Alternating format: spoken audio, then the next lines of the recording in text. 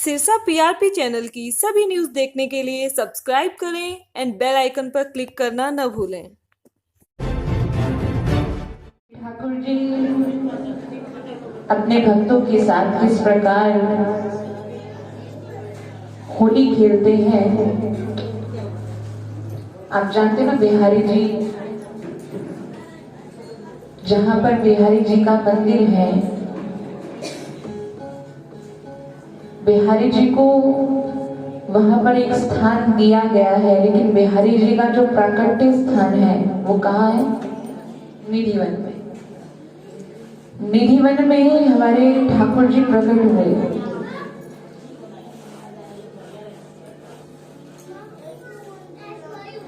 तो मधुवन में, निधिवन में कहते हैं प्राकट्य हुआ, और प्रकट करने वाले कौन?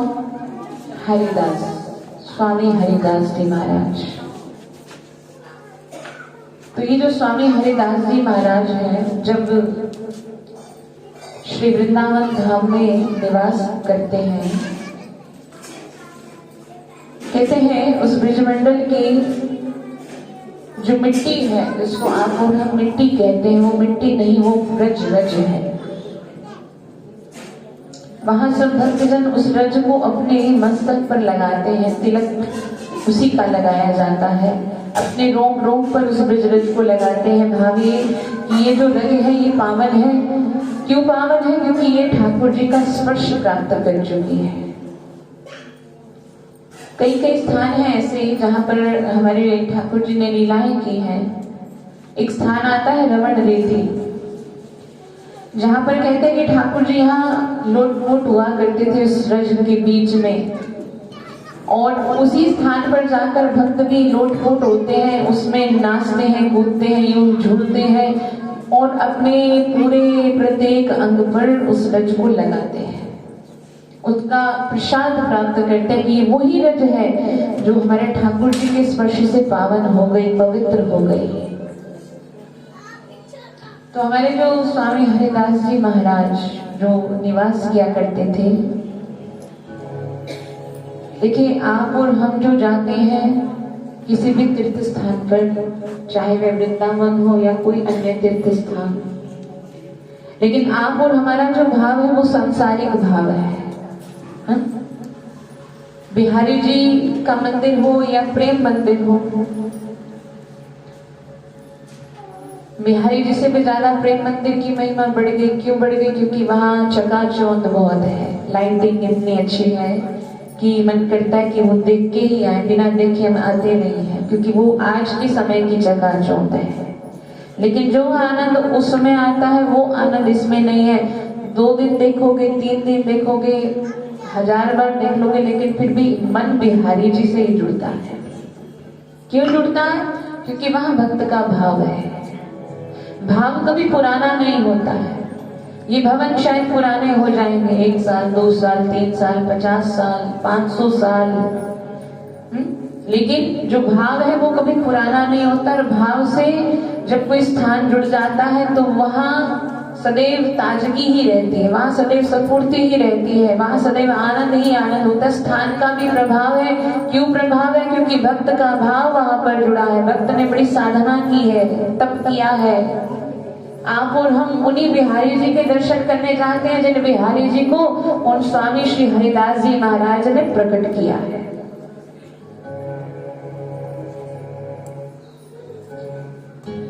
तो कहते हैं ये स्वामी श्री हरिदास जी, आपने नाम सुना होगा, अकबर के राजभवन में 9 रत्न थे, जिसमें बीरबल जी का भी नाम आता है, और एक थे संगीत सम्राट तानसेन।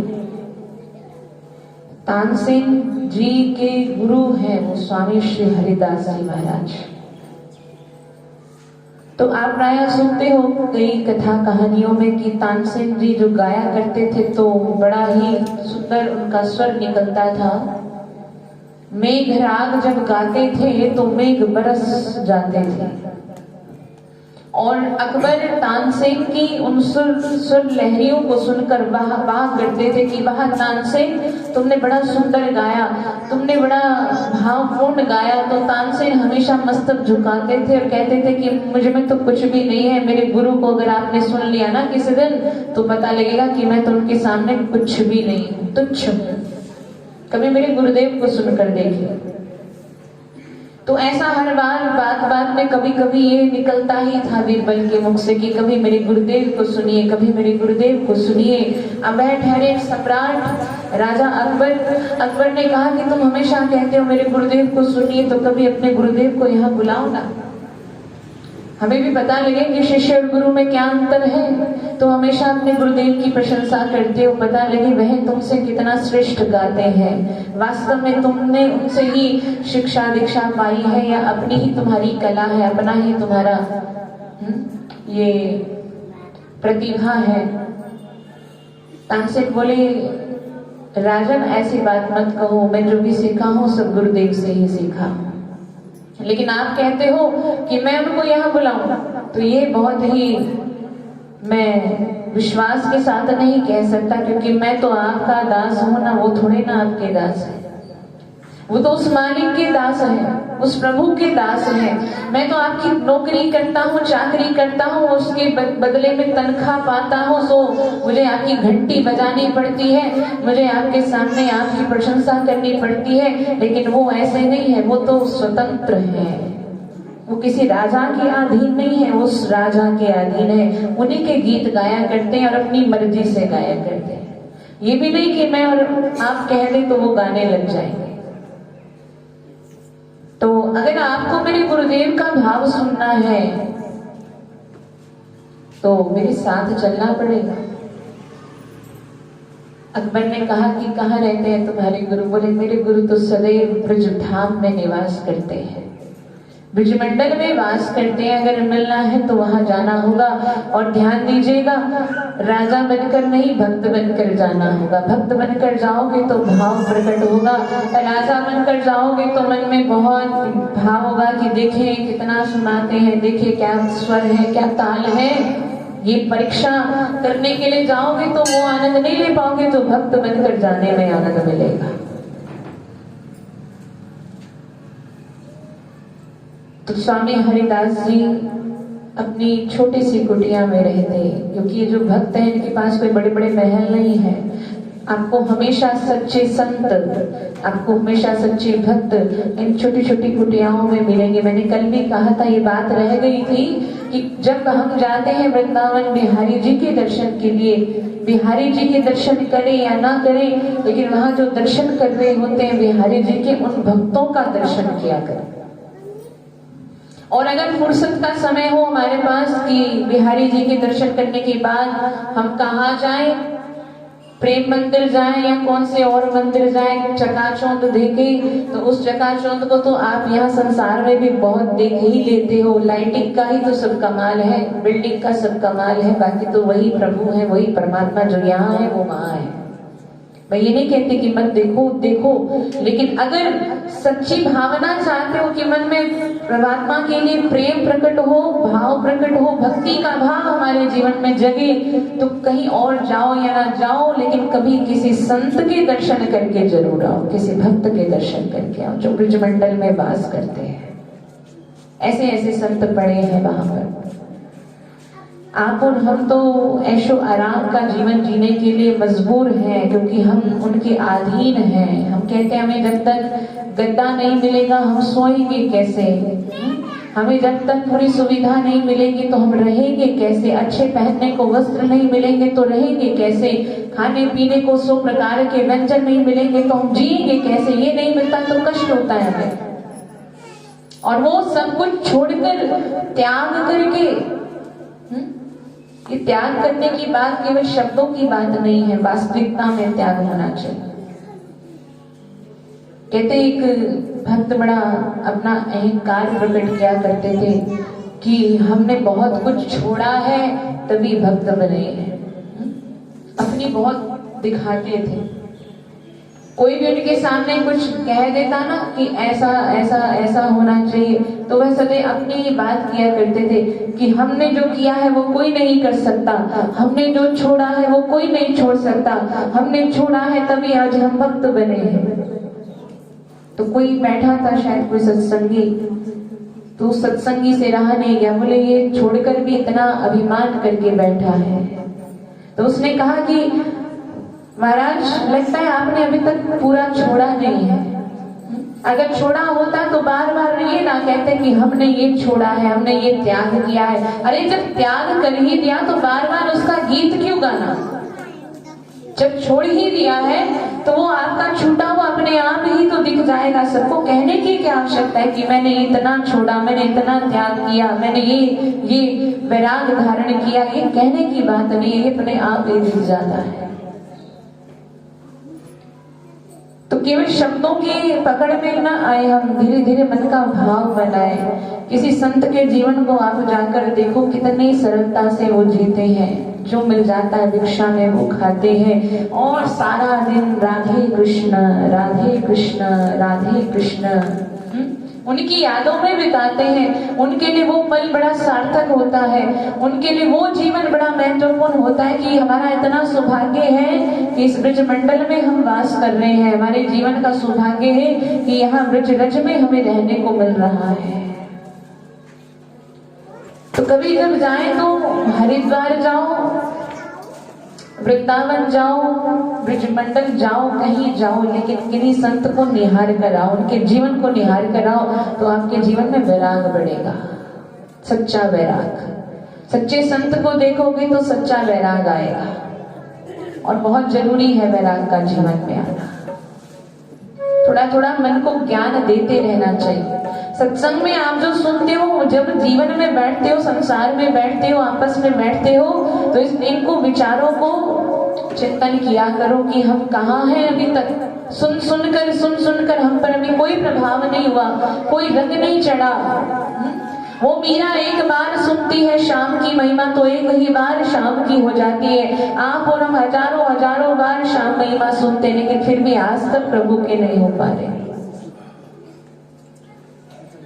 तो राजा अकबर जो चाहना रखता है कि मैं जाऊं स्वामी हरिदास जी के मुख से कुछ भाव सुनूं, राजा अकबर की भी भावना बढ़ी कि चलो ठीक है, कोई बात नहीं, जाएंगे अवश्य और जरूर भाव सुनकर आएंगे। तो स्वामी हरिदास जी एक छोटी सी कुटिया में रहते, और उनका जो संतों का समय होता है ना, वो ब्रह्म मुहूर्त में ही प्रभु को मनाते हैं। कुछ लोग कहते हैं ये ब्रह्म मुहूर्त आपको शायद मालूम हो कि नहीं हो। आप में से कितने लोगों को ये बात मालूम है कि ब्रह्म मुहूर्त कितने बजे होता है? 3 बजे, 4 बजे। और हमारी सुबह कब होती है?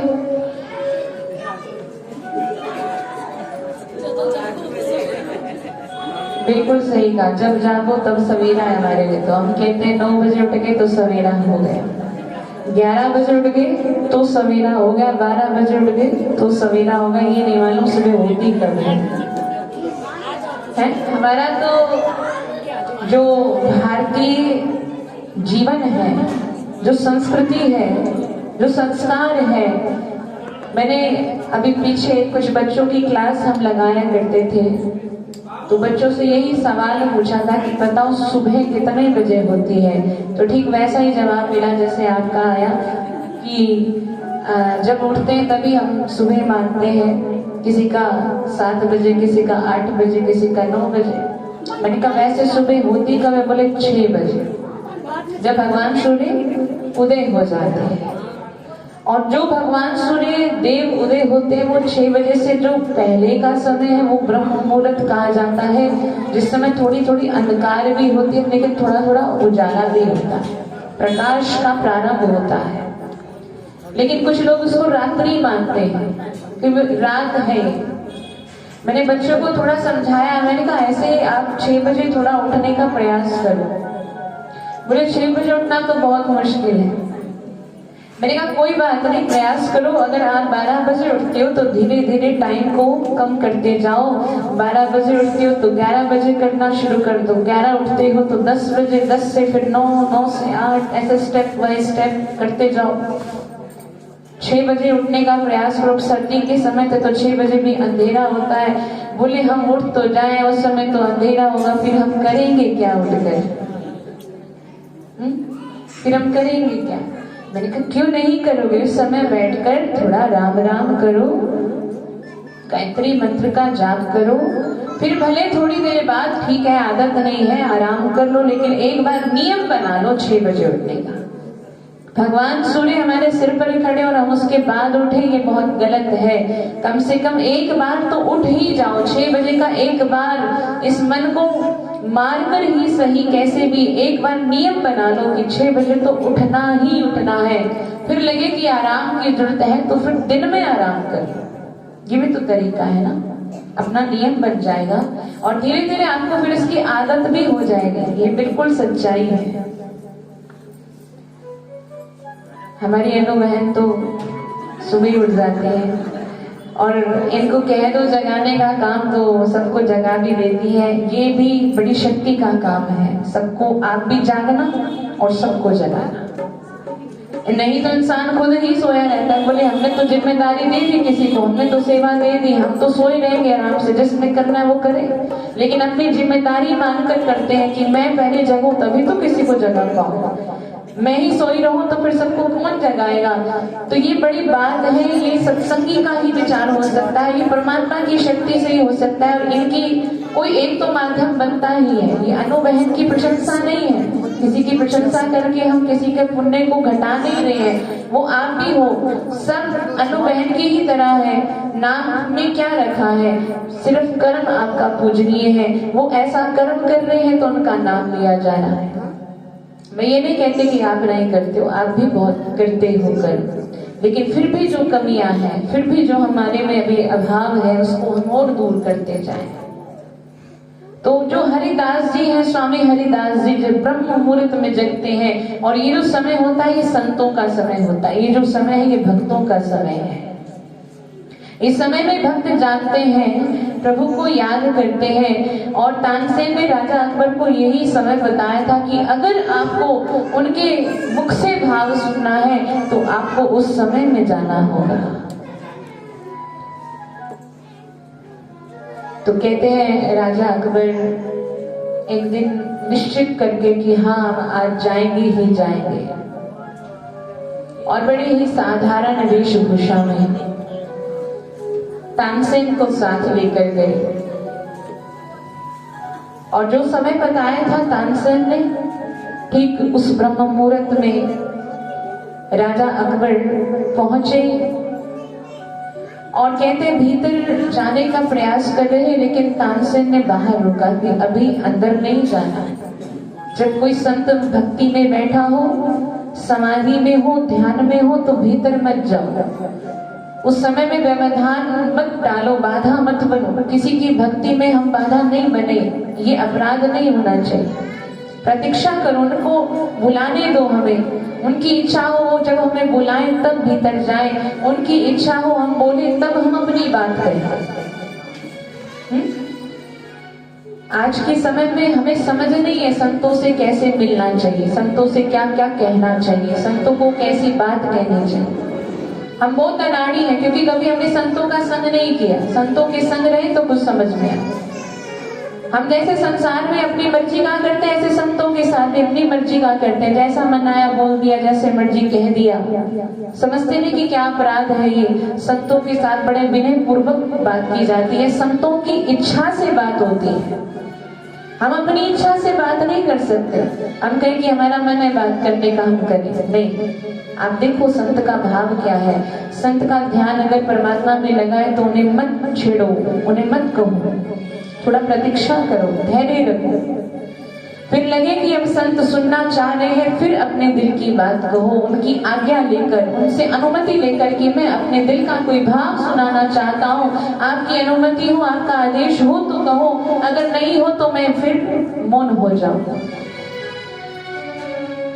क्योंकि देखो भगवान और संत के आगे जरूरी ही नहीं है कुछ कहने की, वो अपने आप ही जान जाते हैं, वो अपने आप समझ जाते हैं। कहना तो उसको पड़ता है जो समझेगा।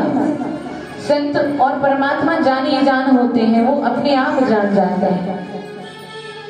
लेकिन फिर भी हमें कहकर तसल्ली होती है, तो फिर भी हम अनुमति लेकर कहें तो कहते हैं राजा अकबर, क्योंकि फिर भी वेशभूषा चाहे साधारण डाल ली हो, लेकिन मन में तो ऐंठ है ना कि मैं राजा हूं, मैं अकबर हूं, मैं सम्राट हूं। सो इस भाव से बिना आदेश लिए भीतर जाते। तानसेन ने कहा कि ऐसे यूं भीतर नहीं जाया जाता किसी संत की कुटिया में। आप भाव सुनने आए हो ना, उनके भजन का भाव, बोले हाँ, तो बोले यहीं बाहर ही रुको, क्योंकि वह इस समय में भगवान के ध्यान में बैठे हैं।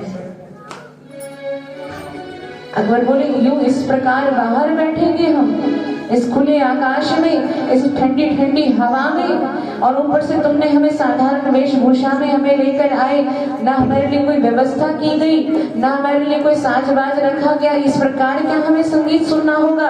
तानसेन बोले अगर भाव भक्ति वाला भाव सुनना है तो फिर यूं ही सुनना पड़ेगा।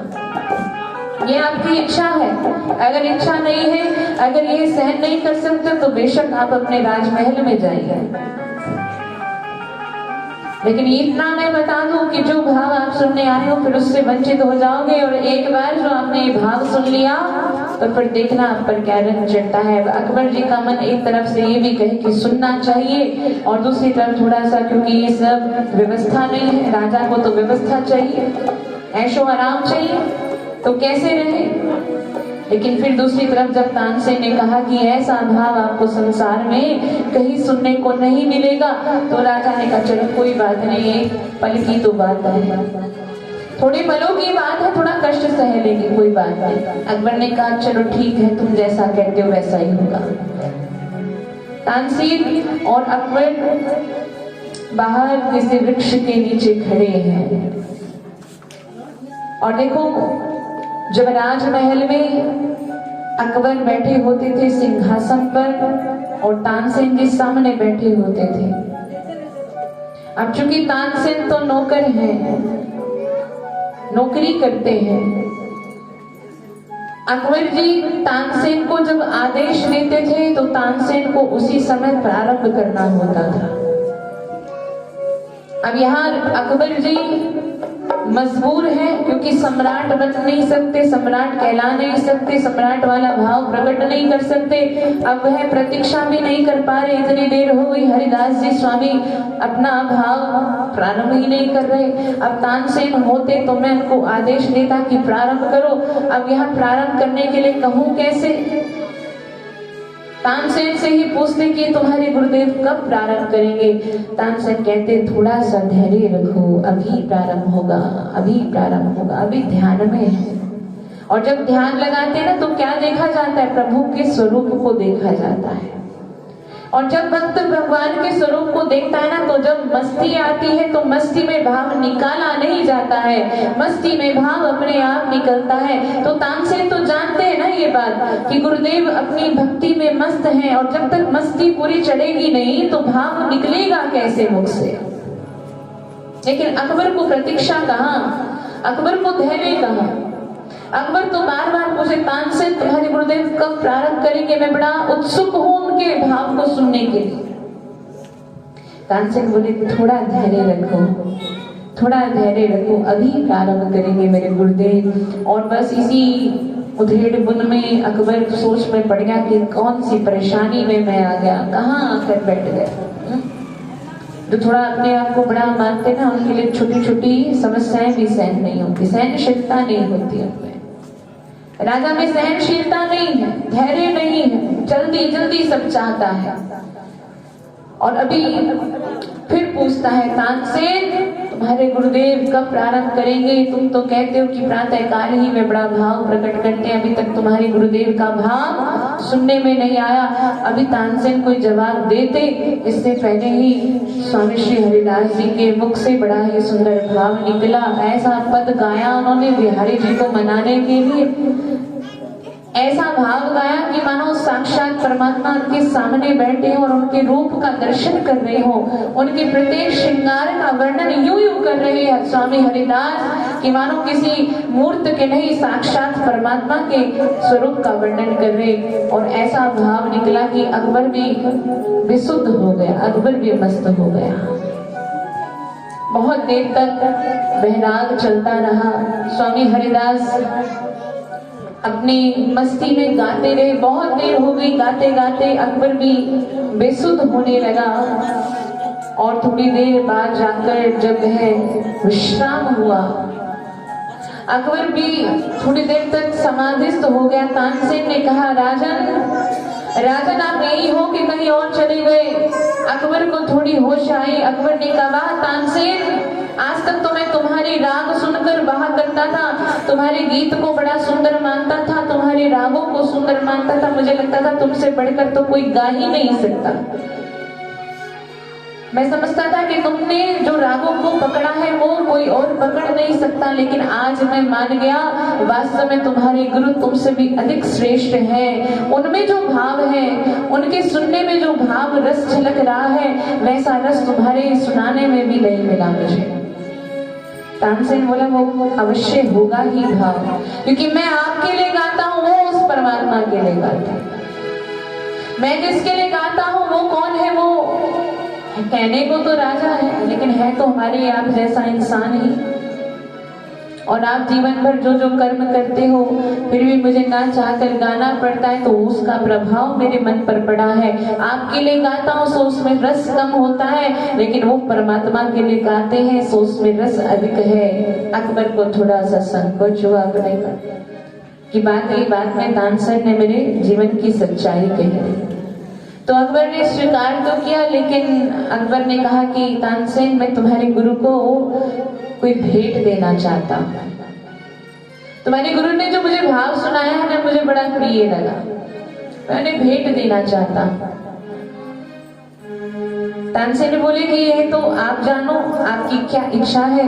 अब हमें मेरे ख्याल से भीतर चलना चाहिए, तो पहले मैं एक बार अंदर होकर आता हूँ, गुरुदेव से बात करके आता हूँ, अनुमति लेकर आता हूँ, फिर आप दोनों भीतर चलेंगे। तानसेन भीतर गए, गुरुदेव के सामने साष्टांग प्रणाम किया, दंडवत गुरुदेव के चरणों में प्रणाम करते बात हुई। बोले मेरे साथ मेहमान आए हैं, राजा अकबर आए हैं। हरिदास जी को इस बात से कोई फर्क नहीं, कोई भी आया वह मुस्कुराते ही रहे, बस बात सुनते ही रहे। तानसेन ने कहा कि वह आपसे मिलना चाहते हैं, आपको कोई भेंट देना चाहते हैं। उस पर भी हरिदास ने कुछ नहीं कहा, ना। तो तानसेन जी समझे कि गुरुदेव तो अपनी मस्ती में है, इनसे अधिक बात कहना ठीक नहीं, मैं राजा अकबर को ले ही आता हूँ, फिर आगे जो इनका आदेश होगा उसे देखेंगे। सो राजा अकबर को लेकर आए। साधारण ही वेशभूषा में अकबर जी जब पहुंचे कुटिया में, स्वामी हरिदास जी के मुखारविंद को जो देखा, इतना दिव्य तेज, इतनी दिव्य आभा छलक रही थी उस छोटी सी कुटिया में, मानो देखो तो कुछ भी नहीं है, लेकिन चारों ओर जब निहारो तो एक दिव्यता छलकती है। कोई ज्योति वहां पर विराजमान है, कोई दिव्य तेज वहां पर विराजमान है। देखने में ऐसा कुछ नहीं है, लेकिन फिर भी दिल को छू रहा है, दिल को आकर्षित कर रहा है। राजा अकबर बड़े आकर्षित हुए, स्वामी हरिदास जी को प्रणाम किया। बोले हुजूर, मैंने आपका बड़ा सुंदर भाव सुना है और मेरा मन मस्त हो गया आपके भाव को सुनकर। तो गुरुदेव, आप तो मेरे संगीत सम्राट के गुरु हैं, सो मेरे भी आप गुरु ही हो गए। मैं भी आपको प्रणाम करता हूँ, कोटि कोटि धन्यवाद करता हूँ और अपने जीवन का सौभाग्य मानता हूँ कि जीवन में मुझे आपको सुनने का अवसर मिला। मैं कह पाऊंगा कि मैंने आप जैसे संतों का भाव सुना है। और एक भाव और मैं लेकर आया, जब आपने ये सुंदर पद गाया, सुंदर भाव गाया, तो मेरे मन में भाव आया कि इसके बदले मैं आपको कोई भेंट दूंगी। हरिदास जी अभी तक तो मौन होकर सब सुनते ही रहे। बोले राजन, तुम मुझे भेंट देना चाहते हो? बोले हाँ। बोले क्या भेंट देना चाहते हो? तो राजा को बड़ा प्रिय था। क्या प्रिय था? इत्र। बड़ा ही विशेष इत्र उन्होंने बनवाया था अपने लिए। कोई बहुत दुर्लभ फूलों से निकला हुआ वो रस था जो बहुत मुश्किल से प्राप्त होता था, और राजा ने वह इत्र विशेष तौर पर अपने लिए बनवाया था। अब जब कोई ऐसी वस्तु जो बहुत मुश्किल से प्राप्त होती है, जो बहुत दुर्लभता से प्राप्त होती है, वो ही सबसे अधिक महत्वपूर्ण मानी जाती है।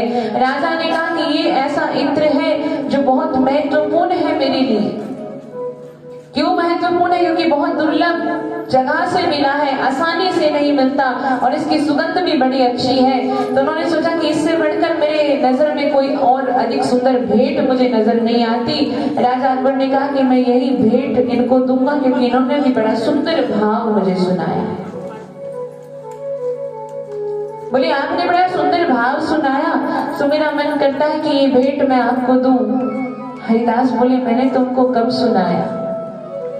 राजन, मुझे तो मालूम भी नहीं तुम कब आए हो, तुमने कब मेरा भाव सुना है। मैं तुम्हें नहीं सुना रहा था, मैं तो अपने प्रभु को ही सुनाता हूँ, मैं अपने प्रभु को ही मनाता हूँ। मुझे नहीं मालूम तुम कब आए और कब बैठकर तुमने सुना। सो इस सब में मत रहना कि मैंने तुमको सुनाया है और तुम्हें लगता हो कि मैंने सिर्फ तुमको सुनाया है इसलिए तुम मुझको भेंट देते हो, तो बेशक ये भेंट ले जाओ, मुझे इसकी कोई आवश्यकता नहीं। राजन को लगा कि शायद मैं अभिमान में कह गया। राजन ने कहा नहीं नहीं, आप जब भगवान को सुना रहे थे ना, वो भाव मुझे बड़ा अच्छा लगा। आपने मुझे नहीं, भगवान को तो सुनाया है ना, तो जो भी सुनाया, जिसको भी सुनाया, लेकिन मुझे बड़ा पसंद आया, तो उसके बदले में आपको ये भेंट देना चाहता हूं। हरिदास मौन होकर सुनते, मुस्कुराते। तानसेन का इशारा हुआ कि अधिक बात ना कहो, जो देना है सो दे ही डालो। संतों से अधिक बात ना करो, उनकी तरफ से जो आपको आदेश हो वैसा करो तो अच्छी बात है, नहीं तो चुपचाप मौन होकर बैठो। अपनी अधिक गाओ मत, अपनी अधिक कहो मत। तानसेन जी का इशारा हुआ। अकबर जी ने समझा कि शायद अधिक ना कहो, सो भेंट जो थी वो लाए ही थे, वो कहकर उन्होंने हरिदास जी स्वामी को अर्पित कर दी। अब देखो, कोई भी जिसके लिए जो चीज अमूल्य होती है, मूल्यवान होती है, उसके नजरों में उसकी कीमत भी बड़ी होती है। और हम किसी को जब भेंट देते हैं, हम किसी को उपहार देते हैं, चाहे वो छोटी वस्तु हो चाहे वो बहुत बड़ी हो, लेकिन हमारे लिए बहुत मायने रखती है जब हम किसी को देते हैं। हम चाहते हैं कि हमारी दी हुई वस्तु का अपमान ना हो, हमारी दी हुई वस्तु का सम्मान हो। तो राजा वो अकबर हैं, राजा हैं, उनके लिए तो अपनी वस्तु का वैसे भी अधिक मूल्य है। वह अपने हाथ से दी हुई वस्तु का बड़ा मूल्य जानते हैं कि मैंने जो दिया है वो कीमती ही होगा, वो तुच्छ वस्तु नहीं हो सकती। अकबर ने जो दिया तो उनका भाव था कि हरिदास इसका सम्मान करेंगे, लेकिन वह तो भक्त है, उनका तो कुछ और ही नजरिया है, उनका दृष्टिकोण और है। अकबर ने जो वो है शीशी दी इत्र की, हरिदास जी ने वह शीशी दी इत्र की और उसका ढक्कन खोला। अकबर को लगा कि शायद मेरा इत्र भी इनको पसंद आया है, तभी तो ढक्कन खोलते हैं, तभी शायद इसकी सुगंध लेना चाह रहे होंगे, तभी तो ढक्कन खोला है। इनको भी पसंद आया। राजा अकबर को खुशी हुई कि चलो मेरी दी हुई भेंट इनको पसंद आई। लेकिन इधर हरिदास क्या करते हैं, उस इत्र की शीशी को हाथ में लेते हैं, उसका ढक्कन खोलते हैं और पूरी की पूरी जो शीशी है वो मिट्टी में मिला देते हैं। पूरी की पूरी शीशी उड़ेल कर रख दी। और राजा अकबर देखे तो उनको बड़ी हैरानी हुई। बोले मैं इतनी दुर्लभ वस्तु लेकर आया, इतनी मूल्यवान वस्तु लेकर आया, ये संत ये फकीर क्या जाने इन वस्तुओं का मूल्य। ये संत ये फकीर क्या जाने इन वस्तुओं का मूल्य। इन्होंने कभी खरीदा हो तो पता हो इनको। मैंने कितनी मुश्किल से ये इत्र मंगवाया था, वो भी अपने लिए, लेकिन मन किया कि आपको दूं, और इन्होंने उसकी कोई कीमत नहीं समझी, उसे कहाँ डाल दिया, मिट्टी में मिला दिया। राजा अकबर को थोड़ा क्रोध आया। तानसेन ने कहा कि कुछ कहना मत, नहीं तो श्राप मिल जाएगा। अकबर को फिर थोड़ा सा भय लगा, लेकिन नाराजगी जरूर हुई, मन में उदासी हुई, रहा नहीं गया उनसे। बोले गुरुदेव ये आपने क्या किया, इतना मूल्यवान इत्र मैंने आपको दिया और आपने यूं ही मिट्टी में मिला दिया। तो ध्यान दीजिए हरिदास जी ने क्या कहा। हरिदास जी ने कहा राजन, तुम्हारे लिए शायद ये इत्र बहुत मूल्यवान होगा और तुमने जो मूल्यवान इत्र मुझे दिया है तो मैंने भी यूं व्यर्थ में नहीं गवाया है, मैंने भी उसे किसी को अर्पित किया है। बोले किसे अर्पित किया है? बोले मैंने अपने बिहारी जी को अर्पित किया है। बोले बिहारी जी को अर्पित किया है? मैंने अभी अभी देखा अपनी आंखों से, आपने उस इत्र की शीशी को खोला और खोलते ही सीधे मिट्टी में उड़ेल दिया और आप कहते तो मैंने बिहारी जी को समर्पित किया है। आप मुझसे झूठ बोलते हो, आप मुझे बहकाते हो, मेरे ही सामने मेरे दिए हुए उपहार का अपमान करते हो आप, और उधर से कहते हो कि मैंने बिहारी जी को समर्पित किया है। अब देखिए ये संत का भाव कह रहा। हरिदास जी कहते कि राजन तुमने जो देखा वो तुमने इन आंखों से देखा है, लेकिन मैं जो देख रहा हूं वो भीतर की आंखों से देख रहा हूं। और भीतर की आंखों से क्या देखते हैं हरिदास? बेशक सामने कोई भी बैठा हो, लेकिन जो भक्त होता है उसकी सुरती सदैव परमात्मा से जुड़ी रहती है।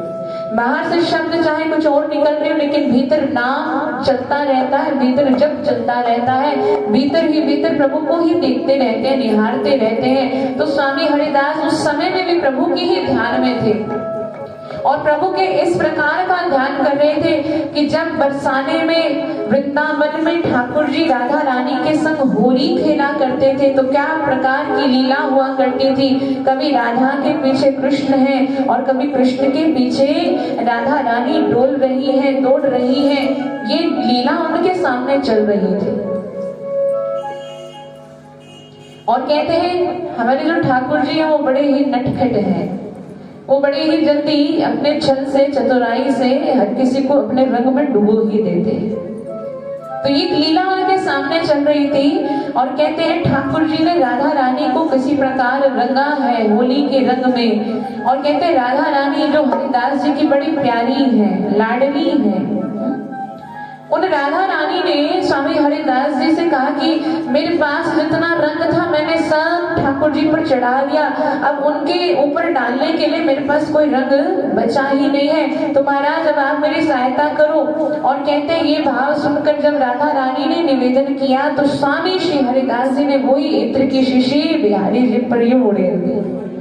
अब देखने वाले को लगा कि वो तो मिट्टी में मिला दी, लेकिन भाव क्या था कि ये तो मैंने बिहारी जी को अर्पित की है, बिहारी जी पर रंग चढ़ाया है। तो यही बात उन्होंने मुख से कही अकबर को। अकबर बोला मैं इस बात पर विश्वास नहीं करता, आप झूठ बोलते हो, आप असत्य वादन करते हो। स्वामी हरिदास बोले भले ना मानो, उसमें मेरा क्या जाना है। मैंने तो तुमसे कहा नहीं था इत्र लाने को, मैंने तुमसे कहा नहीं था तुम मेरा गीत आकर सुनो। तुम आए हो तो अपनी इच्छा से आए हो, बैठे हो तो अपनी इच्छा से बैठे हो, और ये महंगा महंगा उपहार लाए हो तो अपनी इच्छा से लाए हो। अब तुमने जो दे दिया अब मैंने उसका प्रयोग किया, तुम कहते हो तो मैं तुमको वापस भी दे दूंगा, संतों के लिए क्या देरी है। लेकिन अकबर ने कहा कि ये जो स्वामी हरिदास कहते हैं कि मैंने बिहारी जी को अर्पित किया है तो इसका प्रमाण तो लेना चाहिए। राजा अकबर बोले नहीं नहीं, हमने तो आपको जो भेंट में दे दिया, अब आप चाहे जैसे मर्जी उसका प्रयोग करें, अब हमें विदाई दें, अब हम अपने राज वापस लौटना चाहते हैं, बहुत काम है हमको। और अकबर जी जाने की जल्दी इसलिए करते कि बिहारी जी के दर्शन करेंगे और देखेंगे कि इन्होंने जो है इत्र अर्पित किया है पूरी तरह से अर्पित हुआ है कि नहीं हुआ, पता लग जाएगा।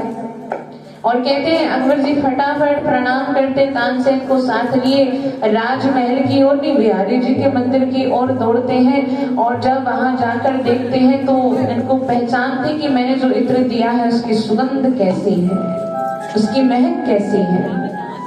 तो ये जब वहां पर गए तो बोले बिहारी जी के मंदिर के बाहर ही अभी है, और वहीं से उनको वो सुगंध आनी शुरू हो गई, और जो भीतर भीतर जाते तो और सुगंध बढ़ती जाती, और पहचान बढ़ती जाती, और अकबर जी समझ गए कि ये वही इत्र है जो मैंने स्वामी हरिदास जी को अर्पित किया है, और ये ठाकुर जी ने अपने पूरे शरीर पर लगा कर रखा है। तो माने वास्तव में हरिदास जी ने बिहारी जी को अर्पित किया। बोले कृष्ण कन्हैया लाल की, भक्त वत्सल भगवान की जय।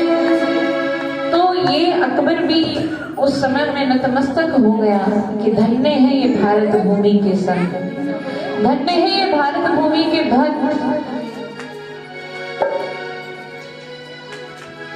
अगर मन में भक्ति का भाव सच में प्रकट हो जाए ना, तो कोई दूरी नहीं है भगवान से मिलने में। भगवान बहुत हमारे पास है, भगवान हमारे निकट है। आप खुद मिलने की दूरी करते हो, देरी करते हो। अगर मन में भाव प्रकट हो जाए, सदगुरु प्यारा हमें मिल जाए जीवन में, जो हम पर प्रभु के नाम का रंग इस प्रकार से उड़ेल दे, तो कोई माई का लाल नहीं जो हमको परमात्मा से दूर करे। हम खुद दूर हैं परमात्मा से, परमात्मा कभी हमसे दूर नहीं रहते। तो जो ये रंग है ये कोई संत ही, कोई भक्त ही डाल सकता है। इसलिए कहते संतों का संग किया करो, भक्तों का संग किया करो, क्योंकि उनके संग से जो रंग चढ़ेगा वह अपने रंगाए वैसे नहीं रहेगा। कोई चढ़ाएगा, कोई रंगाएगा तो वह रंग पक्का रंग